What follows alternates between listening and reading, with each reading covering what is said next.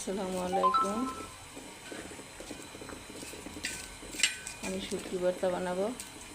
আগে পেঁয়াজ আর রসুনটাকে একটু হালকা ভেজে নেব। এখানে মরিচটাকে ভেজে নেব। এখন আমি শুটকিটাকেও ভেজে নেব। মলা শুটকি, তেল ছাড়া সব কিছু আমি খোলায় ভেজে নিলাম। মরিচ পেঁয়াজ ভাজা শেষ, শুটকিও ভাজা শেষ।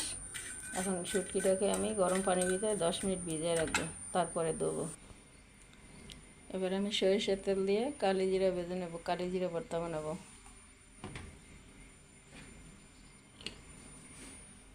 প্রথমে দেবো আমি কালো জিরা, এখন দেবো পেঁয়াজ আর রসুন। এটাকেও ভেজে নেব হালকা করে, বেশি ভাজবো না। দেবো খোলায় ভাজা কয়টা কাঁচামরিচ। কাঁচামরিচ দেবো না, শুধু কাঁচামরিচ দিয়ে আমি এটাকে ভর্তা বানাবো।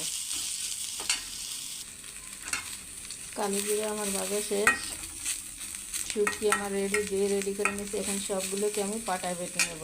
কালো জিরা ভর্তা বানাবো, শুটকি ভর্তা বানাবো, সব রেডি। এখন আমি পাটায় বেটে নেব।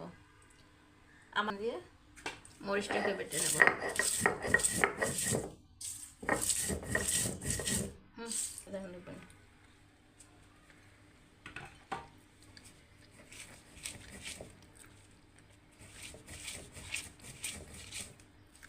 এখন আমি আমার শুটকি ভর্তা বানানো শেষ। এখন আমি কালি জিরা ভর্তা বানাবো। কার কার আমার মতো এরকম ভর্তা পছন্দ কমেন্টে জানেন। ফেভারিট এটা খাবার।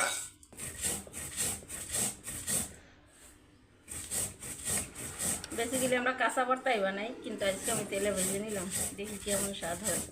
কাঁচা ভর্তা বানাইলে হয় কি, এটা সম্পূর্ণ গুণাগুণ থেকে যায়।